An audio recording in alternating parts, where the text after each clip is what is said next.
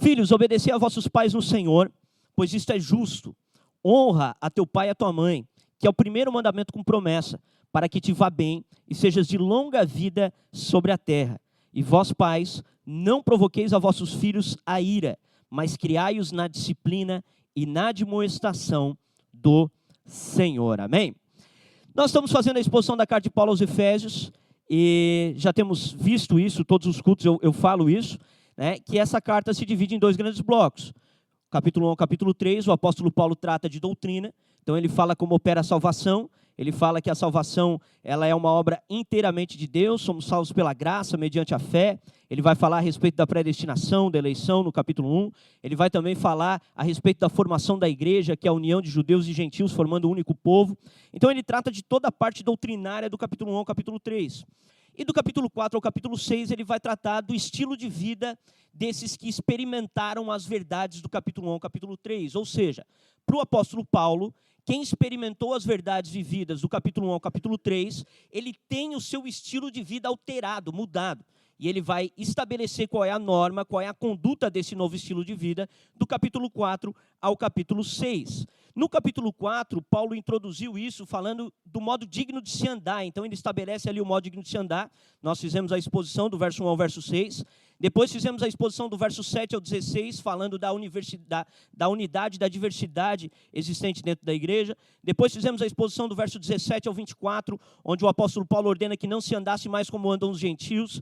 Depois fizemos a exposição do verso 25 ao 32, onde o apóstolo Paulo trata do novo homem que é formado segundo Deus, ordenando que nós venhamos a nos despir do velho homem. Depois tratamos, no capítulo 5, do verso 3 ao 14, sobre imoralidade sexual. Foi uma palavra muito forte, aconselho quem não estava presente a escutar, ela está disponível lá no Spotify, no meu canal do YouTube também. Então nós tratamos a respeito do pecado da imoralidade sexual, que o Paulo expõe ali do verso 3 ao verso 14 do capítulo 5. Depois, no verso 15 ao verso 21 do capítulo 5, a gente falou que o apóstolo Paulo ordena que nós venhamos a viver como sábios e não como tolos. E quando nós fizemos essa exposição, do verso 15 ao 21, de que o apóstolo Paulo ordena que nós venhamos a viver como sábios e não como tolos, nós vimos que o apóstolo Paulo fala que a consequência de uma vida sábia, uma vida que aproveita bem o tempo, é que essa pessoa é cheia do Espírito. E Paulo, então, trata a respeito do enchimento do Espírito, das características do enchimento do Espírito, do verso 19 ao 21. Ele fala que um homem cheio do Espírito, ele fala entre vós com salmos, falando entre vós com salmos, entoando e louvando a Deus de coração. Ele dá sempre graças por tudo, em nome de Jesus. E aí no verso 21 ele fala que ele se sujeita uns aos outros, sujeitai-vos uns aos outros. Então uma característica do homem cheio do Espírito Santo é uma sujeição mútua que o apóstolo Paulo estabelece no verso 21.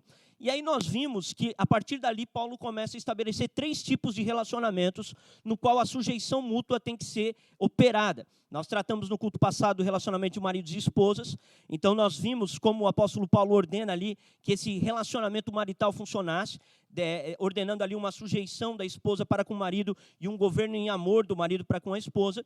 E agora o apóstolo Paulo vai falar da relação de pais e filhos. Então ele ainda está tratando do mesmo tema, o mesmo assunto.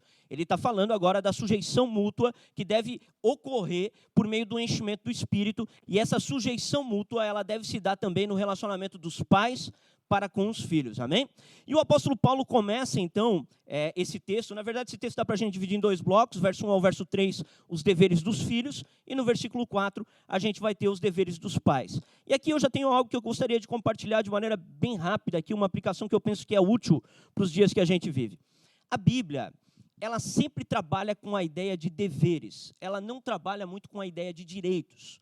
A nossa sociedade moderna, ela é toda fundamentada em cima de direitos. A Bíblia não trabalha assim, a Bíblia trabalha com a ideia de deveres. Então o apóstolo Paulo estabelece o dever do pai para com o filho e o dever do filho para com o pai. E, obviamente, que quando esses deveres eles são cumpridos, a integridade do outro é resguardada, dando a ela o direito de ser abençoada, guardada, cuidada. Mas a Bíblia não trabalha com a ideia de direitos, trabalha com a ideia de deveres. Nós vemos isso muito claro nos 10 mandamentos. Os 10 mandamentos são ordens para que nós não venhamos a fazer alguma coisa. Ele não está ali estabelecendo um direito, por exemplo, à vida. Ele está estabelecendo uma ordem de não se matar. Agora, obviamente, que quando ninguém mata, a vida é preservada. Então, nós percebemos percebemos que a Bíblia, ela trabalha sempre com essa ideia de deveres. Isso precisa ficar muito claro na nossa mente, porque a nossa sociedade moderna, ela gosta de se pautar em direitos. Então, as pessoas querem sempre se defender em cima de seus direitos, sendo que a Bíblia trata de deveres, né? E o apóstolo Paulo, então, começa dando os deveres dos filhos. Ele vai fazer isso no verso 1 ao verso 3. Ele fala: filhos, obedecei a vosso pai no Senhor, pois isso é justo. Honra teu pai e tua mãe, que é o primeiro mandamento com promessa, para que te vá bem e sejas de longa vida sobre a terra. Então, a primeira coisa que o apóstolo Paulo faz aqui é dar um mandamento. Qual é o mandamento? Filhos, obedeçam a vossos pais no Senhor. É a primeira coisa que Paulo estabelece aqui, um mandamento. Esse mandamento, ele deve ser feito no Senhor. O apóstolo Paulo diz que os filhos devem obedecer ao pai no Senhor. E aqui nós temos algo interessante, por quê? Porque o apóstolo Paulo está entrelaçando a obediência a Deus dos filhos à obediência aos pais. Paulo está entrelaçando essa relação. Lembra que quando nós vimos ali no culto passado a respeito da relação de maridos e esposas, nós vimos que uma mulher não pode ser rebelde contra o seu marido e permanecer obediente a Deus, porque Paulo também entrelaça essa mesma relação. E aqui ele está trazendo essa relação, ele está dizendo: filhos, obedeçam a vossos pais no Senhor. Então, para que um filho, uma criança, alguém de menor idade, que é sujeito a seus pais, ele possa obedecer a Deus, ele precisa, em primeiro lugar, obedecer a seus pais. E por que ele ordena também que isso seja feito no Senhor? Ele ordena que isso seja feito no Senhor, porque o apóstolo Paulo entende que existe uma batalha no coração de cada homem e mulher caídos depois da queda de rebelião. Então, todos os homens, todas as mulheres, incluindo as crianças, gente, as crianças fazem parte desse grupo, tendem à rebeldia. Isso é uma tendência natural do homem. Todo homem, depois da queda de Adão, ele tende a se rebelar, ele não quer se sujeitar, ele não quer obedecer. Isso faz parte da natureza pecaminosa. E isso faz parte da natureza das crianças. Algumas pessoas acreditam que crianças, elas não são afetadas pelos pecados. Você conversa com algumas pessoas que elas têm uma ilusão a respeito das crianças e dizem que as crianças, elas são anjos. Não, a criança é um anjo. Não, a criança não é um anjo. A criança, ela descende de Adão. Ela tem uma tendência, uma inclinação natural para o mal. E ela precisa ser ensinada no Senhor para que ela possa lutar contra essa tendência natural para o mal que ela tem. Isso é muito claro para quem ensina filhos. A gente não ensina o nosso filho a mentir, ou alguém ensina o filho a mentir? Alguém ensina? E o filho mente ou não mente? Mente. Por quê? Da onde que vem isso? Isso vem da inclinação para o mal, da inclinação do pecado que está no coração do homem. Nós precisamos ensiná-los a fazer o certo, porque o errado já nasce programado de fábrica, né? Ele já nasce programado ali para fazer o mal, já nasce pendido para o pecado. Então o apóstolo Paulo ordena aos filhos que eles se sujeitem no Senhor. Esses filhos precisam entender que obedecer a Deus é obedecer aos pais. As crianças precisam entender isso, elas precisam ser ensinadas a respeito disso. É a primeira escola que elas vão ter de sujeição. Uma criança que não aprende a se sujeitar aos pais, mais na frente ela vai ter dificuldade de se sujeitar a autoridades, vai ter dificuldade de se sujeitar a todas as outras esferas de hierarquia que existem na sociedade, porque ela não foi ensinada a obedecer o pai, né? Então, ele ordena uma sujeição voluntária dos filhos, que os filhos devem obedecer aos pais no Senhor. E uma coisa que é interessante a gente notar é o seguinte: a sujeição voluntária de um filho para com um pai marca, ou é uma marca, na verdade, do enchimento do Espírito na vida daquela criança. Gente, crianças podem ser cheias do Espírito, amém? Quando nós olhamos para João Batista era cheio do Espírito Santo desde o ventre da sua mãe. A Bíblia fala que quando Jesus aparece para João Batista, ele exulta no Espírito, vendo ali Maria e no ventre de Maria Jesus. Então, ele adora Jesus dentro do ventre. Então, crianças podem ser cheias do Espírito, mas para isso elas precisam ser ensinadas no caminho do Senhor. Elas precisam ser treinadas na palavra de Deus. A gente vai falar sobre isso mais tarde, né? E agora, existe também uma cláusula de exceção para essa sujeição. Assim como nós tratamos no culto passado, em relação às mulheres para com os maridos, que elas não precisam se submeter a seus maridos se eles ordenam que elas quebrem o mandamento de Deus. Do mesmo modo, se um pai ordena que um filho quebre um mandamento de Deus, esse filho está livre para desobedecer a seu pai, porque a autoridade do pai é delimitada por Deus. A gente vai ver isso mais para frente quando a gente tratar o verso 4. Então, se um pai ordena um filho de maneira unilateral ali de quebrar um mandamento de Deus, por exemplo, vamos pegar aí um caso que um pai é traficante e ordena o filho a vender droga. esse filho está sujeito a desobedecer o pai. Ele pode e deve desobedecer a seu pai num caso como esse, né? Mas essa é a primeira coisa que o apóstolo Paulo estabelece aqui. Ele estabelece uma ordem de que os filhos se sujeitem aos pais no Senhor. E depois ele fala o porquê os filhos devem se sujeitar aos pais no Senhor. Ele vai falar logo na sequência. E ele diz o seguinte: pois isto é justo. Então, ele declara que a sujeição dos filhos para com os pais deve ser realizada por quê? Porque isso é justo. O apóstolo Paulo não está muito preocupado em explicar os pormenores das coisas. Ele estabelece ali que é um padrão de justiça. É assim que Deus estabeleceu. É assim que deve funcionar. Isto é justo. E por que isso é justo? Ele vai falar logo na sequência, no verso 2, olha só. Ele cita daí o 5º mandamento. Ele fala: honra teu pai e a tua mãe, que é o primeiro mandamento com promessa. Então, por que é justo um filho obedecer o pai e a mãe? É justo porque isso faz parte dos mandamentos de Deus. É justo porque o Senhor assim estabeleceu. É justo porque Deus é quem determina o padrão de justiça. E Deus, no 5º mandamento, estabeleceu um padrão de justiça. Honra teu pai e a tua mãe, para que sejam prolongados os teus dias sobre a terra. Então, o apóstolo Paulo entende que as leis e os mandamentos de Deus, elas são o padrão de justiça. Isso precisa ficar muito claro para a gente. Muitas pessoas hoje estão querendo estabelecer justiça própria. Muitas pessoas hoje estão querendo estabelecer o seu padrão de justiça. Então se fala hoje de diversos tipos de justiça, mas existe apenas uma justiça, que é a justiça bíblica. É a justiça estabelecida pela palavra de Deus. O apóstolo Paulo, de maneira muito clara, diz: isto é justo, por quê? Porque é o 5º mandamento que ordena. A palavra de Deus assim o ordena. E se a palavra de Deus assim o ordena, este é o padrão de justiça. O 5º mandamento faz parte do decálogo, faz parte dos 10 mandamentos, estabelecendo então a lei moral de Deus. Aquilo ali é o cerne, é o núcleo duro que nós temos para a gente poder entender o que é certo e o que é errado, qual é o padrão de justiça. É por isso que uma sociedade, gente, ateísta, uma sociedade que exclui Deus, ela não tem como prosperar. Uma sociedade que exclui Deus, ela não consegue estabelecer padrões de justiça. Ela não tem a revelação bíblica para dizer o que é certo e o que é errado. E uma sociedade que não consegue discernir a mão esquerda da direita, ela está fadada ao fracasso. Ela está fadada à miséria, ela está fadada a sucumbir. A gente percebe isso pela Bíblia. A Bíblia ela mostra para nós várias sociedades que sucumbiram. Quando nós olhamos, por exemplo, para Canaã, a terra de Canaã, a Bíblia fala que ela foi destruída por causa da imoralidade que cometia. Do mesmo modo, quando nós olhamos para Sodoma e Gomorra, aquelas cidades foram destruídas por causa da imoralidade que cometiam. Então, povos que não têm a revelação de Deus e que não conseguem discernir a mão esquerda da direita, eles estão fadados ao fracasso, estão fadados à destruição. Agora, povos que entendem isso, eles estão fadados a conseguir avançar como civilização, a conseguir avançar como sociedade. Então, é justo por quê? É justo porque Deus estabeleceu o que é justo. É justo porque Deus disse. E eu penso que muitas vezes as pessoas não têm noção da gravidade do pecado que é a desonra a pais. Abre comigo Deuteronômio capítulo 21, olha só, eu quero ler um episódio aqui da Bíblia. Deuteronômio capítulo 21, do verso 18 ao 21. Olha só.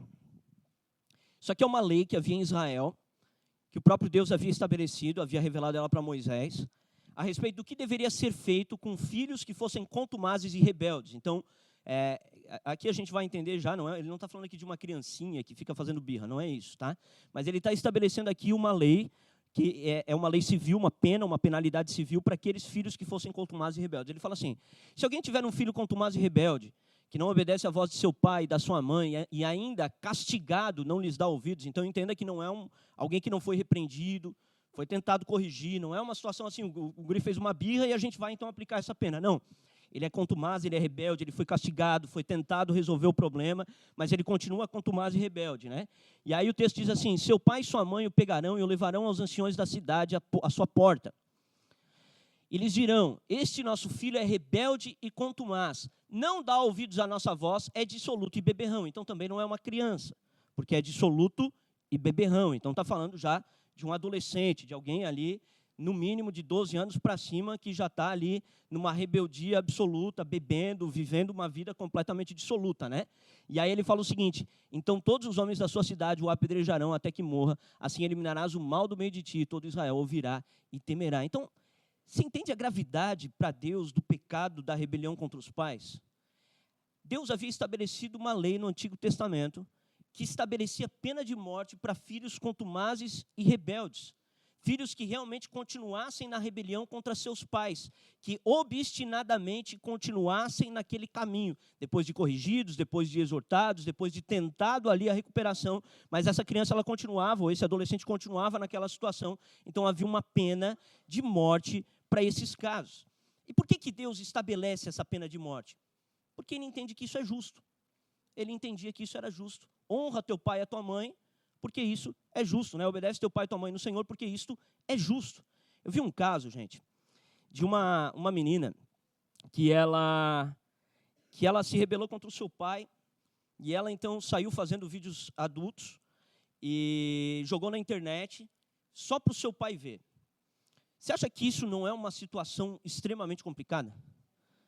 Isso é uma desonra a pais a um nível que eu acredito que o pai fica com vontade de fazer isso, cara. Eu acredito que a vontade de um pai é olhar e dizer assim, cara, não dá para aturar essa situação. Então, quando Deus estabelece as coisas na sua palavra, Ele a estabelece porque é justo. É a nossa sociedade que está tão distante dos padrões de justiça que não consegue entender a gravidade do que é o pecado. Então, o pecado de desonra a pais é um pecado gravíssimo na Bíblia. Ele é um pecado que deve ser evitado a todo custo por nós. Nós precisamos nos esforçar para honrar a nossos pais, né? E aí eu queria trazer algumas aplicações aqui de maneira bem rápida. Primeiro, será que a gente tem noção do quão grave é pecar contra Deus? Será que a gente tem noção do quão grave é quebrar os mandamentos de Deus? Porque a gente vive num tempo que as pessoas não têm muita noção. As pessoas, por viverem num tempo hoje diferente daquele tempo do Antigo Testamento e não terem a pena dos seus pecados já aplicadas na hora, elas muitas vezes não têm noção da gravidade que é pecar contra Deus. Elas pecam deliberadamente contra Deus, acreditando que nunca ocorrerá nada, que nunca dará nada. Deixa eu te falar uma coisa, sabe quem foi que falou a primeira vez a frase não vai dar nada? Sabe quem foi? Foi Satanás no Jardim do Éden. Ele olhou para Adão e Eva e ele disse, não dá nada, pode comer. Não dá nada.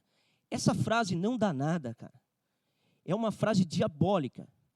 É uma frase que ela é perigosíssima. Eu, na minha adolescência, falei não dá nada. Foi me oferecido droga, falaram para mim que dava alguma coisa, e eu falei não dá nada. O que aconteceu comigo foi que eu fui parar no centro de recuperação. Tive que conhecer o Senhor dentro de um centro de recuperação. Destruí a minha casa, destruí a minha família, fui contumaz e rebelde, e o que eu merecia era pena de morte, gente. Era isso que eu merecia. O que eu fiz com os meus pais, eu merecia pena de morte. Então, essa frase não dá nada, ela é uma frase que ela é complicadíssima, e as pessoas hoje elas não têm noção do que é quebrar os mandamentos de Deus, porque vivem naquilo que nós chamamos hoje de tempo da graça. As pessoas elas acham que está tudo certo, não dá nada pecar contra o Senhor, não dá nada desobedecer os pais, não dá nada desonrar os pais, mas a Bíblia ela trata os pecados como sendo algo gravíssimo. Por quê? Porque quando pecamos, pecamos contra Deus, é contra Deus em primeiro lugar. Davi, quando comete adultério, a Bíblia ela fala que ele ora e ele fala, Senhor, eu pequei contra ti. Ele não tinha pecado só contra Deus, ele tinha pecado contra Urias, tinha pecado contra Betsebe, ele tinha pecado contra várias pessoas. Mas o entendimento dele era, Senhor, eu pequei contra ti. Contra o Senhor foi que eu pequei. Então, muitas vezes a gente não tem noção da gravidade que é pecar contra Deus. E a gente também não tem noção, muitas vezes, da justiça de Deus. Não temos noção do quão justos são os mandamentos de Deus. Nós, por causa da nossa mentalidade moderna, olhamos para textos como esse do Antigo Testamento e achamos eles muito arbitrários. Achamos eles muito duros. Nós olhamos e falamos, não, isso aqui não é justo. É justo. Porque foi Deus quem estabeleceu. E Deus é o padrão de justiça total. Não existe outro padrão de justiça. É Deus o padrão de justiça. Então, nós estamos muito distantes do que verdadeiramente é justo. A nossa sociedade moderna está cauterizada a tal ponto de que nós olhamos para os mandamentos de Deus e a gente fala, não, mas isso também não é bem assim. Quem já falou isso? Não é bem assim. Olha para o texto bíblico, o texto claro, né? O texto é claro, não tem dificuldade de interpretação. Não é um texto que tu precisa ir no grego, no hebraico. O texto é fácil. Daí tu acha, não, mas também não é bem assim. Não, é bem assim. É o que o texto está falando. Obviamente que hoje nós não temos essa pena civil sendo aplicada em nossa sociedade, porque nós não vivemos no Israel do Antigo Testamento, nós vivemos no Brasil, no século XXI, mas aquilo ali era justo aos olhos do Senhor. Então, muitas vezes nós também não temos noção do quanto os mandamentos de Deus são justos. Terceiro, muitas vezes nós não temos noção da graça e da misericórdia que nós recebemos da parte de Deus, gente. Nós não temos noção do quanto Deus foi gracioso com a gente. Por quê? Porque muitos de nós foram contumazes e rebeldes. Muitos de nós desonraram seus pais quando eram adolescentes, quando eram crianças. Muitos de nós quebraram os mandamentos de Deus. Muitos de nós, assim como eu, pecaram e pecaram de maneira grave contra Deus. Mas o Senhor derramou misericórdia e graça sobre a nossa vida. Então, muitas vezes nós não compreendemos a grandeza da misericórdia e da graça de Deus. A gente não compreende o quão Deus foi bondoso e gracioso com a gente. Sabe por quê? Porque não compreender a gravidade do pecado te leva a não compreender a grandeza da graça. Jesus, ele disse o seguinte para aquela mulher que foi lá lavar os seus pés. Ele falou: a quem muito mais é perdoado, muito mais ama. Quem muito mais é perdoado, muito mais ama. Isso não significa que você precisa ser um desgraçado para depois se converter, para depois amar Jesus. Não. Isso só significa que tu tem que ter noção da gravidade dos pecados que tu cometeu. Nós precisamos compreender a grandeza de nossos pecados para que nós possamos conhecer a grandeza da graça de Deus. A gente não consegue compreender a grandeza da graça, o tamanho da misericórdia de Deus, se nós não entendermos a gravidade daquilo que nós cometemos. Então, nós fomos abençoados por Deus. Nós, aqueles que quebraram mandamentos de Deus, mas foram perdoados, nós somos agraciados por Deus. Uma outra aplicação: será que nós temos conseguido vencer a rebelião do nosso coração de nos sujeitar àqueles que estão numa hierarquia superior a nós? Será que nós temos sido cheios do Espírito a ponto de conseguir obedecer? Porque obedecer é uma das coisas mais difíceis para o homem. E hoje, muitos de nós não têm que obedecer pai e mãe, mas têm que obedecer patrão. Muitos de nós têm que obedecer liderança espiritual. Enfim, muitos de nós têm que obedecer várias esferas de autoridade que estão acima da gente. E muitas vezes existe uma rebelião no nosso coração para que nós não venhamos a obedecer, nos sujeitar. A gente luta contra essa rebelião. Então, será que temos sido cheios do Espírito a ponto de conseguirmos nos sujeitar diante de Deus? Porque nós precisamos buscar esse enchimento da parte do Senhor, amém? Então, é isso que a Bíblia ensina quando ela fala que os filhos devem honrar pai e mãe. E logo na sequência, ele vai falar algo muito interessante, né?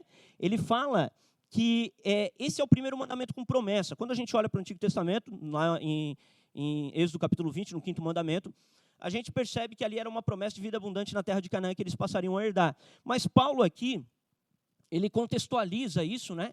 E ele fala: é o primeiro mandamento com promessa. E depois ele estabelece um mandamento, né? Ele fala uma promessa, na verdade, para que te vá bem e para que sejam longos os teus dias sobre a terra. Então veja algo importante aqui. Quando Deus estabelece mandamentos para nós, Ele não estabelece esses mandamentos para nós visando o nosso mal, gente. Deus não está dando ordem para a gente se ferrar. Deus não está dando mandamento para ti porque Ele não quer o teu bem. Quando Deus dá mandamento é porque Ele visa o bem. É porque Ele visa a prosperidade do seu povo. Ele sabe que os mandamentos vão trazer prosperidade. Ele sabe que os mandamentos vão trazer paz, abundância de vida, alegria. Ele sabe que esses mandamentos vão trazer bênçãos para o seu povo. Então, quando Paulo fala aqui que é o primeiro mandamento com promessa e estabelece ali essa ordem, ele está repetindo um padrão que é bíblico. O padrão bíblico é um padrão pactual. Qual é esse padrão pactual? Deus dá mandamentos, nós obedecemos, somos abençoados. Deus dá mandamentos, nós quebramos, somos repreendidos. Esse é o padrão bíblico. Esse é o padrão estabelecido por Deus. E Paulo aqui, ele está trazendo essa ordem, ele está dizendo que existe uma promessa para aqueles que guardam os mandamentos do Senhor. E nós precisamos aprender que os mandamentos de Deus, eles não são penosos, gente. Abre comigo 1 João capítulo 5, verso 3. 1 João capítulo 5, verso 3. Vocês estão comigo, gente? Tá bom. Capítulo 5, verso 3. Ele vai falar assim, ó. Eu vou ler aqui. Porque esse é o amor de Deus. Porque esse é o amor de Deus. Que guardemos os seus mandamentos. Ora, os seus mandamentos não são penosos, pesados, aqui na tradução da Márcia. Os seus mandamentos não são penosos, pesados. Quando Deus estabelece mandamento, isso não visa a destruição do seu povo, visa a bênção do seu povo, amém? Então, quando ele fala, honra teu pai e tua mãe para que sejam longos os seus dias sobre a terra, ele está almejando que você vá bem. Ele está querendo a tua paz, ele está querendo a tua alegria, ele está querendo a tua prosperidade. Isso é um padrão bíblico para todos os mandamentos. Tudo aquilo que Deus estabelece na sua palavra de ordem para o seu povo, isso visa construir ali uma prosperidade. E isso deve ser notado por nós. Quando a gente olha para esse padrão, a gente percebe que esse padrão se manifesta em indivíduos, pessoas que obedecem seus mandamentos são abençoados, famílias que obedecem seus mandamentos são abençoados, nações que obedecem seus mandamentos são abençoados, igrejas que obedecem seus mandamentos são abençoados. Então isso é um padrão que vai se manifestando em todas as esferas que existem na sociedade.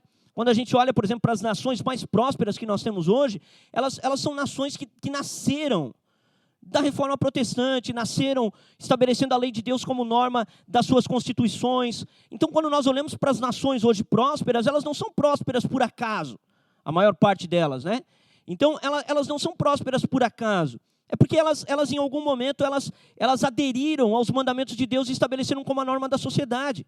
Isso é o padrão de Deus. Nós precisamos entender que obedecer a Deus é algo maravilhoso para nós, é algo que traz bênçãos para nós. Eu peguei aqui uma citação, gente, é uma citação que tem em alguns livros. Algumas pessoas questionam os dados, não dizendo que são falsos, mas que não batem perfeitamente. Mas eu vou ler essa citação como grau de ilustração, para a gente entender um pouco essa realidade, né? Eles fizeram um estudo, pegando 2 homens. Jonathan Edwards. Jonathan Edwards, ele foi um grande pregador nos Estados Unidos da América, ele foi um dos avivalistas ali nos Estados Unidos da América, e foi um grande homem de Deus. E eles pegaram também um homem chamado Max Jukes. Na verdade, esse nome não é literal, eles quiseram preservar o nome da pessoa, mas esse homem era um homem ímpio, era um homem terrível, muito, muito ruim, né? E eles então fizeram um estudo com as descendências, tanto de Jonathan Edwards quanto de Max Jukes. E eles pegaram 1.394 amostras de Jonathan Edwards. E eles estabeleceram o seguinte: 295 dos seus descendentes se formaram em universidades com diplomas avançados. 13 se tornaram presidentes de universidades. 65 se tornaram professores universitários. 3 se tornaram membros do Congresso americano. 1 se tornou vice-presidente dos Estados Unidos. 3 se tornaram governadores estaduais. E mais de 100 se tornaram advogados e juízes. Então, eles fizeram um estudo com a descendência de Jonathan Edwards, que é um cara que todo mundo que estuda história da igreja sabe que o cara foi participante, né, do grande avivamento que existiu nos Estados Unidos, foi um homem de Deus. E aí eles fizeram um estudo também com o Max Jukes, né? Pegaram ali esse Max Jukes, que era um homem extremamente profano, ímpio, e fizeram um estudo com a descendência dele. Pegaram 567 amostras. 310 morreram como indigentes, 150 eram criminosos, incluindo 7 assassinos, 100 alcoólatras, e entre as mulheres, mais da metade se tornaram prostitutas. Então, isso é uma amostragem básica, gente, das consequências que nós temos de obedecer e desobedecer os mandamentos de Deus. É óbvio que isso pode ser quebrado. Eu fui um cara ímpio, tão ímpio quanto eu podia. A partir do momento que eu me converti, essa maldição é quebrada e agora a minha descendência ela é abençoada a partir de mim. Mas a gente precisa entender que existe um padrão de plantio e de colheita. Aquele que semear, esse ceifará. Aquele que semeia na carne, da carne colhe corrupção. Aquele que semeia no espírito, do espírito colhe vida eterna. Então, quando o apóstolo Paulo estabelece aqui que existe uma promessa para aqueles que honram a seus pais, essa é uma promessa que não é válida só para esse mandamento. Ela é válida para toda a verdade bíblica. Amém? Então, esse seria o primeiro bloco, né, que seria o bloco dos deveres dos filhos para com os pais. E entra agora o verso 4, que vai tratar dos deveres dos pais para com os filhos, que eu acredito que aqui na nossa congregação vai fazer mais sentido, porque temos mais pais aqui sentados do que filhos, apesar de que temos aqui também filhos sentados, então esse primeiro bloco aqui também faz sentido. Então, olha só, verso 4 ele vai falar assim: vós pais, não provoqueis vossos filhos a ira, mas criai-os na disciplina e na admoestação do Senhor. Aqui é bem interessante, gente, porque muitas pessoas elas olham para esse texto e não entendem o que esse texto realmente está falando, a profundidade desse texto, né? A primeira coisa que o apóstolo Paulo faz aqui é dar uma ordem para os pais. Pais, não provoquem seus filhos a ira. E o que Paulo está fazendo aqui é algo revolucionário, contracultural, né? É contracultural. Por quê? Porque Paulo vivia dentro do Império Romano. Dentro do Império Romano, o filho era propriedade do pai. O pai tinha autoridade absoluta sobre o filho. E um pai poderia rejeitar ou aceitar esse filho quando ele nascesse. Então, quando nascia a criança, essa criança era levada até a presença do pai. O pai ficava sentado numa cadeira, a criança era colocada no chão na frente do pai. Se o pai pegasse a criança, é porque ele recebia a criança.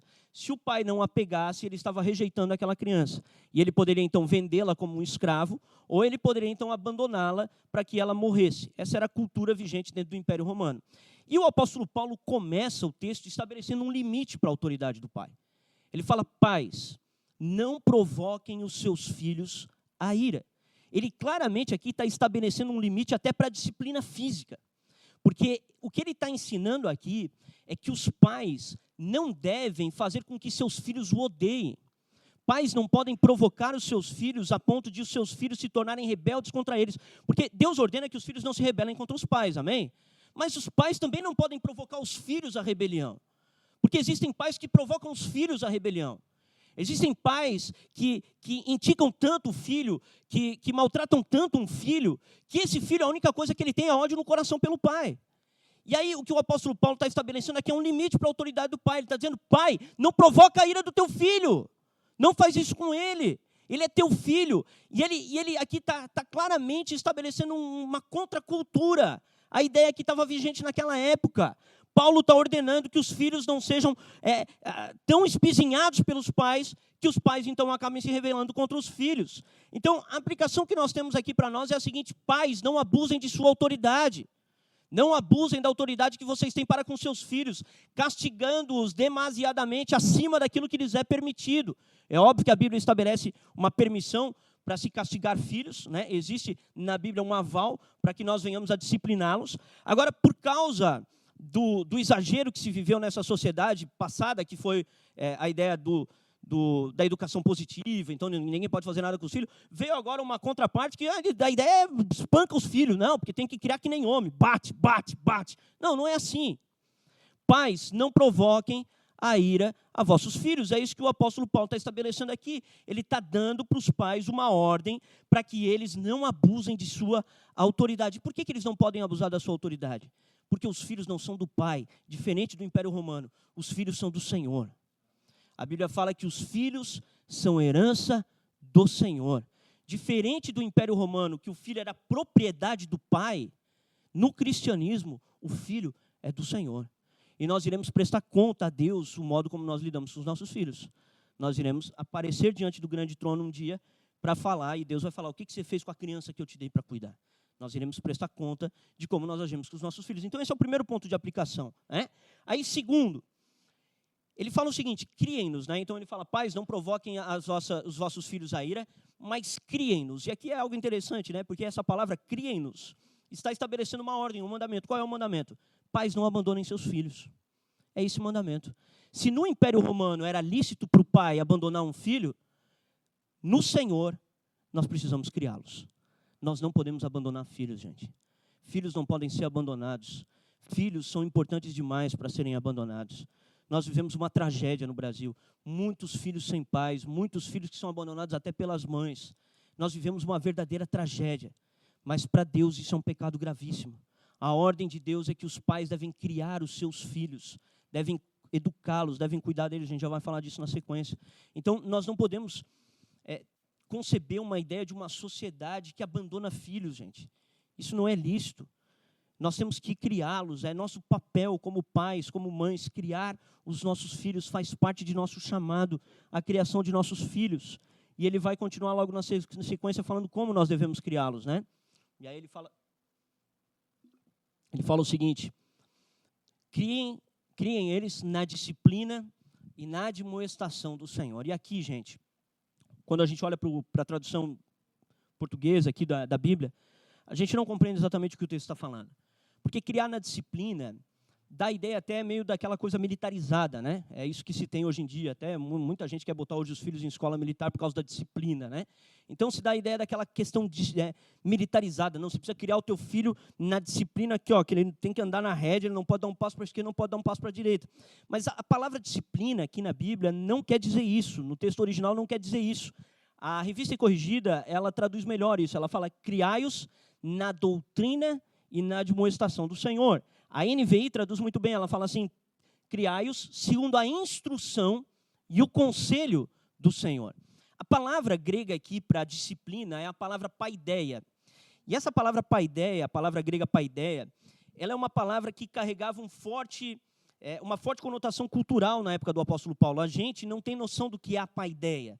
Mas Paulo, por viver numa sociedade romana helenizada, porque a cultura era grega, né? O império era romano, mas a cultura era grega, né? Os gregos é que tinham estabelecido a cultura ali. E Paulo, por viver então numa cultura helenizada, ele entendia o que significava paideia. E paideia era a formação que os gregos davam para seus filhos, para que eles se tornassem cidadãos da polis. A polis grega era a cidade-estado. Então, os gregos fundaram a ideia de cidade-estado, né? E aquilo era chamado de polis. Então, a palavra paideia era todo o processo de educação que era dado à criança para que a criança se tornasse uma cidadã da polis. Isso significa paideia. Então, por exemplo, quando nós olhamos para os filósofos gregos, eles tinham os seus pupilos, os seus discípulos. Aqueles discípulos, eles eram criados na paideia grega. Eles eram criados dentro da educação grega, dentro da educação humanista grega. Então, era isso que significava paideia. E quando o apóstolo Paulo fala que nós devemos ensinar os nossos filhos na paideia de Deus, ele está estabelecendo aqui um contraponto à criação que era feita dos romanos. Ele estava dizendo o seguinte: nós também precisamos ter uma paideia.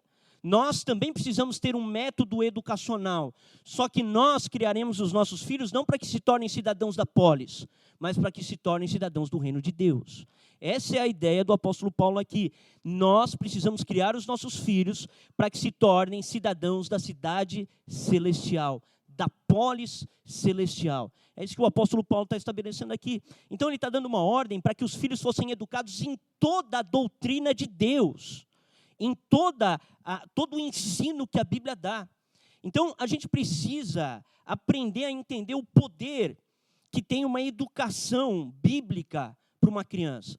Nós somos chamados a educar os nossos filhos no Senhor.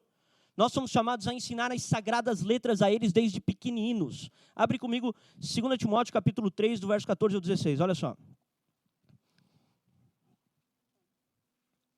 Olha só. Fala assim. Paulo escrevendo a Timóteo, né? Timóteo era filho na fé de Paulo, né? Ele fala assim. Não, 2 Timóteo 3, do 14 ao 16. Eu vou ler aqui, tá? Fala assim. Tu, porém, permanece naquilo que aprendeste, de que foste inteirado, sabendo de quem o aprendeste. Né? Então ele fala. E que desde a infância, verso 15, olha aqui que bonito.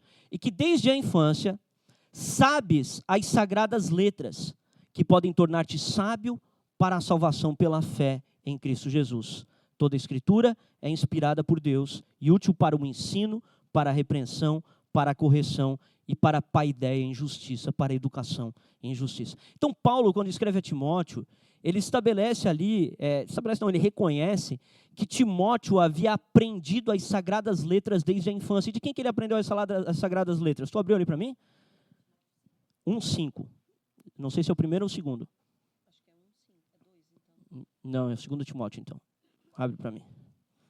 De quem que ele aprendeu as sagradas letras? Vamos ver.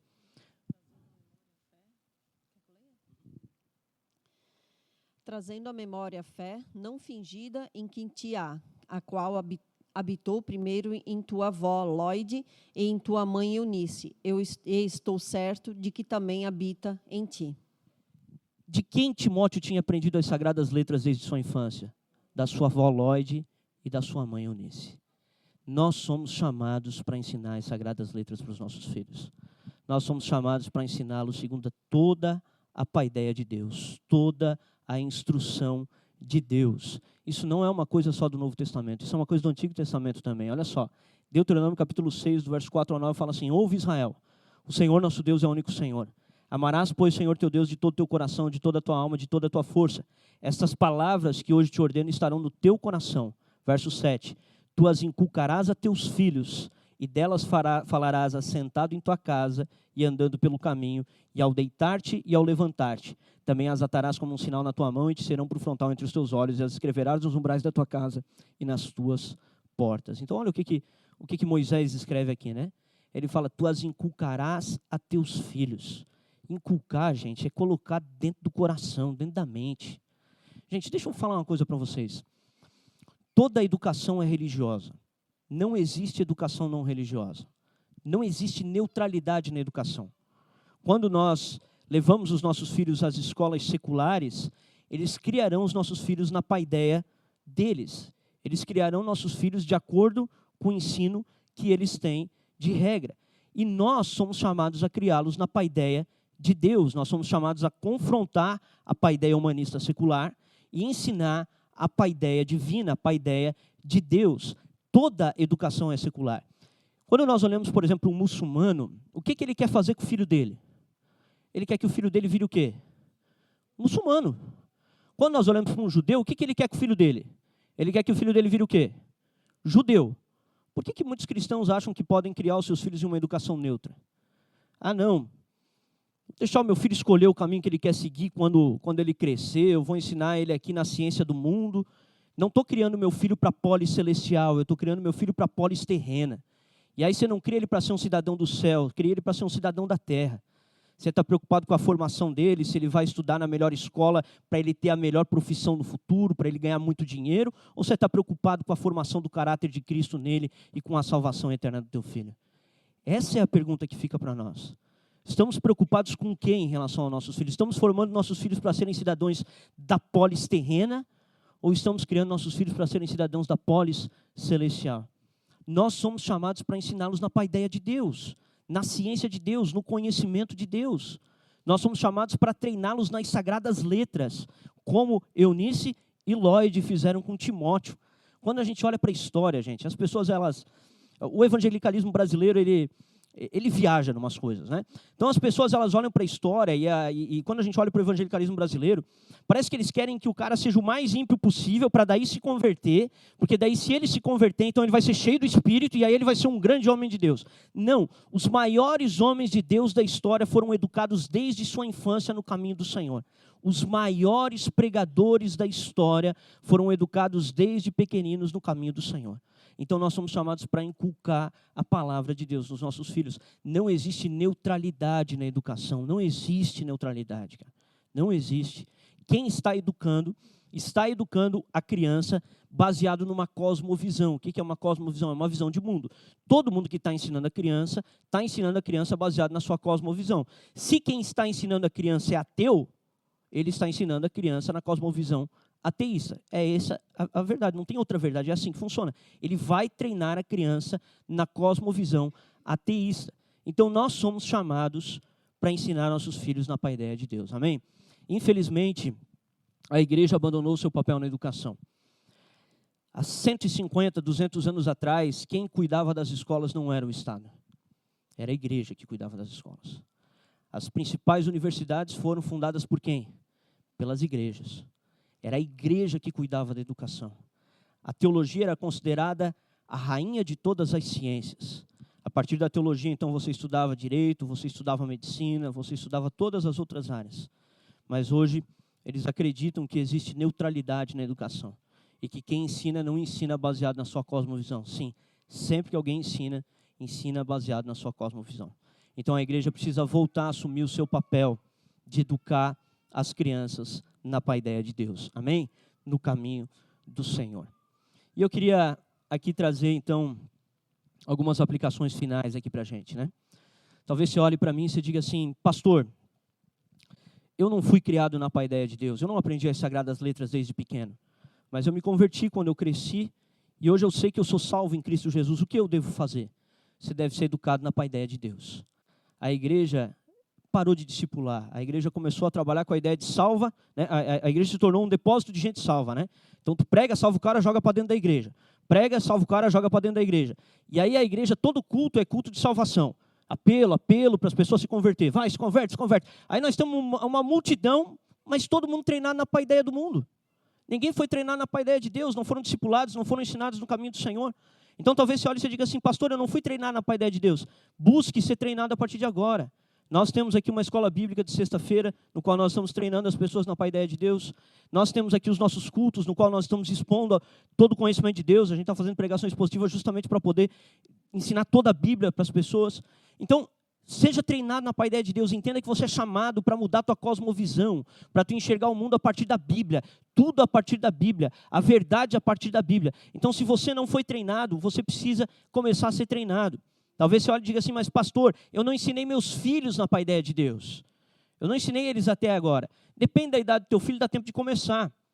Se não dá tempo de começar a partir de agora, ore para que o Senhor o salve, perdoe seus pecados e para que ele seja incluído numa boa igreja. Numa boa igreja. Para que ele seja discipulado e ensinado agora no caminho do Senhor. Mas nós precisamos voltar a um discipulado, gente. A igreja precisa voltar a discipular, a ensinar toda a verdade de Deus. Então, se você não foi treinado na paideia de Deus, saiba, você precisa ser treinado a partir de agora. Você precisa buscar um conhecimento de Deus a partir de agora. Se teu filho não foi treinado, se ele é criança ainda, dá tempo. né? Procura a gente tem material, a gente consegue te ajudar nesse caminho. Existem pessoas aqui na igreja que são muito mais treinadas do que eu nessa área de educação infantil. A gente consegue dar caminhos para a educação das crianças, né? Então, se esse é o teu caso, procura a gente. Mas se não é o teu caso, teu filho já é adulto, ore para que ele seja salvo, para que ele seja incluído numa boa igreja e para que ele possa aprender da paideia de Deus. Amém, gente? Então, essa seria uma aplicação final que eu gostaria de trazer aqui para nós. E aí, por último, né, mas não menos importante, talvez você olhe e diga assim, mas pastor, eu nem crente não sou ainda.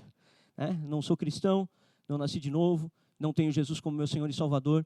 Eu quero te dizer que Jesus morreu pelos teus pecados e que se você se arrepender dos teus pecados e correr para Ele, Ele vai te salvar, Ele vai perdoar os teus pecados, Ele te vai receber no reino do Filho do amor dEle, para que você se torne um cidadão da polis celestial. E a partir dali, então, você começa a ser treinado na paideia do Senhor. Amém, gente? Glória a Deus. Gostaria de convidar vocês, então, a ficar de pé.